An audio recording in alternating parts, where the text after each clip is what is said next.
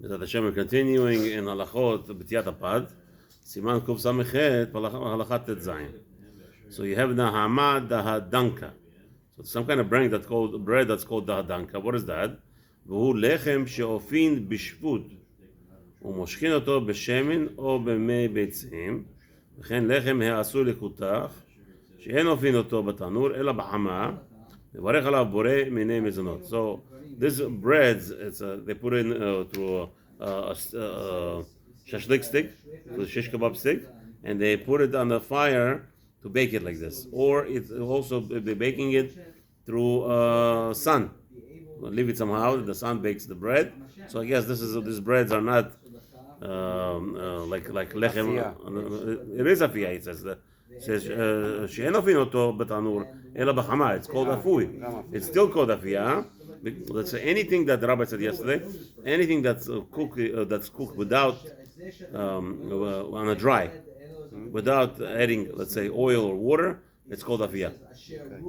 Even on the frying pan, let's say you have, pancakes we put spray oil or something, whatever. He says over here, so over there, what are you exactly spraying the frying pan when you do pancake? The only oil there is not to cook the pancake. What is the oil there for? Make sure that the pancake doesn't get stuck, doesn't stick to the. So maybe it's not. So that's called afiyah. Still over here, because I guess this is not a normal bread. It becomes like a. It's mezonot no matter what. It's not afiyah. It's not kemach 100%. No, it is a kemach. It's a dough and everything. You make it like dough. The rabbi said yesterday, even calzone, right? What bracha you make al calzone? No, 100% hamotzi. 100% hamotzi. Calzone? Yeah, cheese calzone. Because really it's just dough. You put it inside pizza. That's not what pat b'kismin does not mean. It's pat b'kismin. Like you keep pockets inside. No, pat b'kismin means it has flavoring. It has different ingredients to make it more like inside when you were making a dough. So over there, you had basically pizza or a pita, and you just close it and you put inside the stuffing and close it in. So it's 100% hamotzi, 100%. It's amazing. I also learned that. I also made all the time mezonot. Yeah. So he says no, it's 100% mezonot hamotzi. That's a little. So over here, even though here you do, what do? You took dough, water and flour, and the way that you made it, so why it becomes mezonot? B'shemen or b'meim. So you dip it, meaning now the dough is dipped in oil or inside eggs. This makes it cook better. So it's actually like the dough was made with beitzim or with oil, which would now change its structure, and that would make it hamotzi. Mezonot. What do you mean mezonot? Okay. Yud Zayin. Pashtida. What is pashtida? Hanefa batanur bebasar or bedagim. או בגבינה, מברך עליו המוצי וברכת המזון. This is what we're talking about. Pashtida is like you make something that's the dough. So one second, Bukhari, we have gosh gaja. Gosh gaja, lechora sounds like it's a motzi. According to Shulchan Aruch. We all make it mezonot. Mistama, we're going to be relying on maybe no, we're relying on Moshe Feinstein. Rav Moshe Feinstein said that pizza technically is supposed to be hamotzi, but since people eat it as a snack, then it's mezonot. If you take one slice, if you eat it as a snack, so again, I guess Rav Moshe Feinstein in his days, people were much giborim, they were much stronger. So when you ate a pizza slice, it was like a snack. It was not making you satisfied. Unfortunately, today's generation is not like that anymore. Even by Ashkenazim, most Ashkenazim, they eat one slice. It's a lunch. They substitute it as lunch. It's hamotzi mi'al chuz. Let me ask the rabbi. Ready? You ever tasted gosh gaja? The meat and the bread thing, Yeah, it's a dough inside they put the meat. Yeah, I always joke. It's called gush. I love it's hamotzi. It's amazing. Should be motzi. Yeah, mashma. The only way it would not be a motzi if the dough is made differently. If it was made differently, or but I don't think soaked before even the oil from the very beginning. Yeah, right. No, that's a different story. No, they have some make it with they buy dough from ready dough that they make Burekas Aruch. That's a different dough. No, that's That's totally different. Mezonot. That for sure is Mezonot. But Bukharians, they make it regular bread. It's 100%. Here, pashtida. And basically, you think we should now bring you some samples? No, Rabbi. To prove it. No, it's going to be a big problem because we always, in my community, but I think, you know why they made mezonot in it? I think they hold like Rav Moshe Feinstein. By us, we don't make a meal out of it. It's a snack. Yeah, but the problem is it doesn't work. The Moran No? the Moran and specifically So, but the Bukharians, I never saw anybody make a motzi. All my rabbis always said mezonot on Okay, it. so what happens is that the Moran is very clear that the concept of Kviyat Suda is nothing to do with Kviyus of walking around. It has to do with the It's true, but for some reason, again, by Bukharian rabbis that I never saw Bukharian rabbi watch for it. But I'll tell you, if they didn't wash for it, I certainly have seen them wash, by the way. But let's say again. Which rabbi? You have a name? I don't know. A few friends of mine for sure, they make a motzi. However, I will I- tell you like this. I never saw. It could very well be though that all those doughs have oil in them. Meaning the gushkas dough, they use it's a bread dough, or they're taking dough and it's very oily. It's not very oily, but for sure they have oil. Every dough has oil, no? No bread. Challah, my challah is challah. They don't bread and oil in. In fact, the opposite. In fact, most people's challahs are still mezonot here that they have dough that's not sweet because they don't realize they put so much oil it changes the mezonot too. Once the texture of the bread changes, right? So it's no longer like an Italian bread. But I never heard the Bukharian anybody who bakes without oil. So now you did. You see?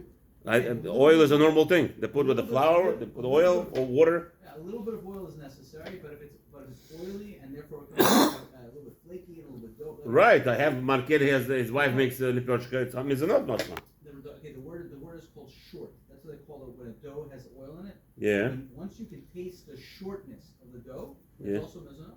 Oh, so he's a lipochka all mezonot because he gives me to me for Shabbat. It's not like a A lot of tashkit. challahs are just mezonot. Wow. You don't even realize it. I had somebody's challah that was so oily when you touch it, you walk away, your hands are greasy. Right, so that's Sorry, it's a mezonot. wow. Baruch Hashem. Okay, Haga. ודווקא שהפאו בתנור בלא משקה.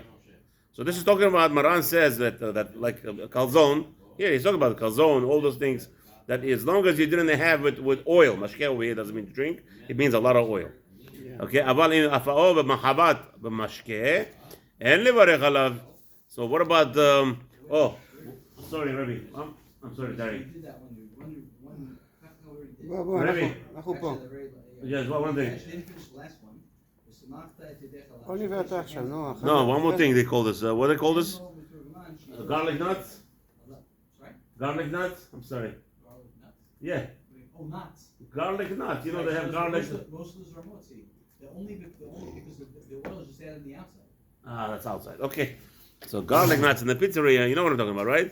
They sell you 4 in the pack, and it's like with garlic, and it's fried a little bit.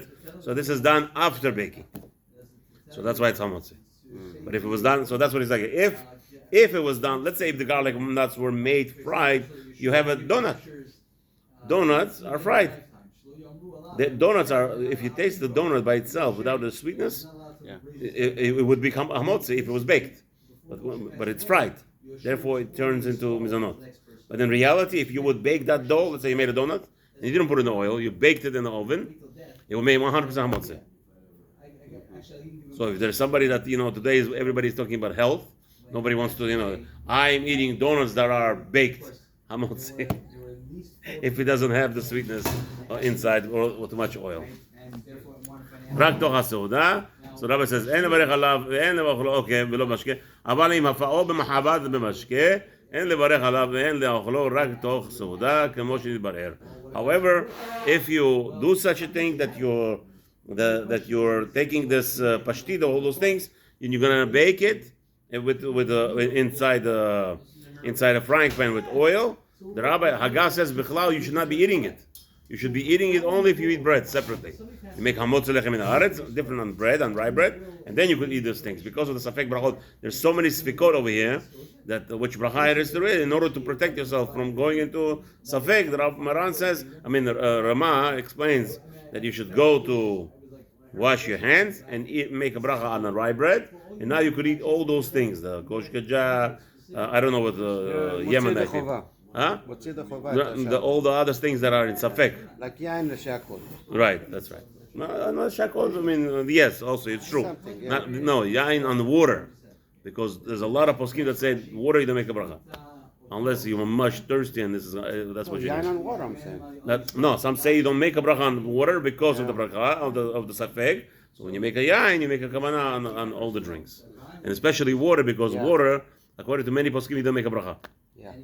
Because first of all, it's kimat impossible that people drink it for rosé. I drink in the morning. I drink 16-ounce cup of water with some medication. Don't make a bracha. I'm drinking it for medication, little by little. Not for now. Not for now, yeah. I'm not drinking it for now. Coffee, I make a bracha. Once there's a little bit flavor, you make a bracha. But if there's no flavor, and it's like you're thirsty. Let's say you were walking in the street, like for instance, well, good for here. The guy lives in Maple Ridge. He comes over here on Shabbat, 10-minute walk. It's heat, so he's drinking water. It's giving him an mistama there. He would be chayav livarei bracha. Shakol. Okay. Halacha kuf samachtet. Din shamash haseuda ubol gimel seifim. What does that mean, shamash? We have like this. We have a rule, right? Is this what it's talking about? It's talking about. No. Okay. Let's see. כל דבר שמבין לפני האדם, שיש לו ריח והאדם תאב לו. So anything that you bring in front of a person, and it has a good delicious smell, and the person desires it, צריך ליתן ממנו לשמש מיד. Oh, so and you have servants. This is talking about you have a servant. In olden days, that's what they had. So if a person is bringing you food and he smells the delicious food, you have to give him a portion of it. First, yeah. ומידת החסידות הוא ליתן לו מיד מכל מין ומין. However, the halacha is you have to give your servant everything first. So my question, you go to a restaurant. You smell. You ever smell, you know what a pupo platter is? Pupo platter. Listen, the smell for restaurant, it's business. It's not your guest. I understand. Talking about your personal It's guest. shamash, not guests. We're talking about your shamash, your servant. Oh, if you go with the shamash. No, the shamash doesn't eat the delicacies I eat in a restaurant. Okay, I got you. Pupo platter. You know how much costs a pupo platter? Okay, so you have How to much? buy.